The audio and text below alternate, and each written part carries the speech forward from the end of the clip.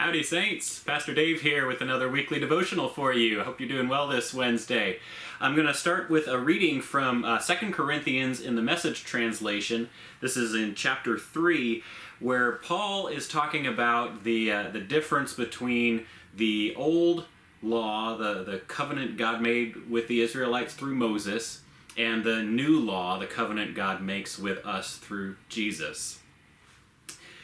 He says, "The government of death, its constitution chiseled on stone tablets, had a dazzling inaugural. Moses' face as he delivered the tablets was so bright that day that the people of Israel could no more look right at him than stare into the sun.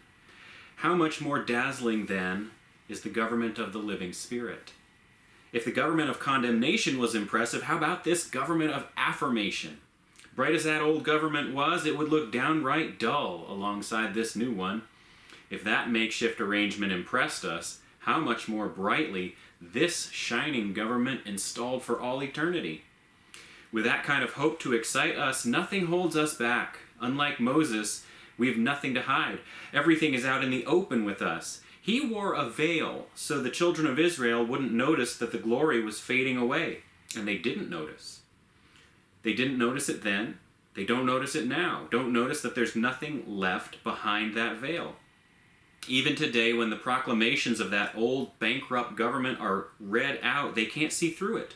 Only Christ can get rid of the veil so that they can see for themselves there's nothing there. Whenever, though, they turn to face God as Moses did, God removes the veil, and there they are, face to face. They suddenly recognize that God is a living, personal presence, not a piece of chiseled stone.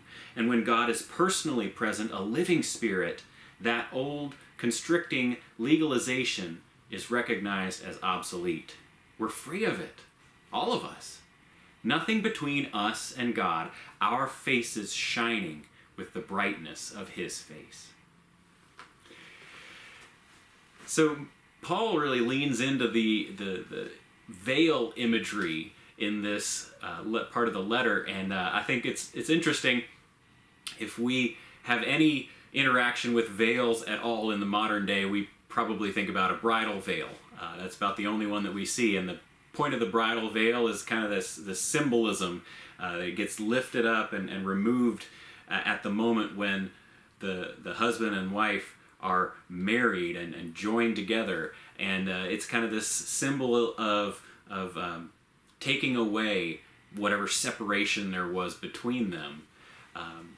In Moses' case, he puts on this veil after coming down from Mount Sinai talking with God, because his face is just so bright, so brilliant, having had that one-on-one interaction, that it's too much for the Israelites to handle. And yet he continues to wear that veil, Paul says, to the point when after that glory fades from his face, the Israelites don't realize it. They don't notice that it's gone because the veil is still there, and it's just become such a natural thing. In terms of the metaphor that he's using here, the veil is the separation between God and the people. And the law, the commandments on the stone tablets, as Paul sees it, actually become part of that separation. The strictures, the rules, what we're supposed to do because God said so, is actually part of what now separates us from God in this new era with Christ. Because here's how it works. We keep looking back to the past. We keep looking back to the rules and the commands, and we keep looking for life in that, in our kind of understanding and our application of God's commands. But that's not where life is. Life is in that actual connection, that face-to-face with God. And while Moses had that in those days, the people didn't. They had an intermediary. They needed him to stand in between them and God. Once Christ is part of the story, there's no need. There's no go-between. He is right there with us. God is present in a new way. God's Spirit dwells among us.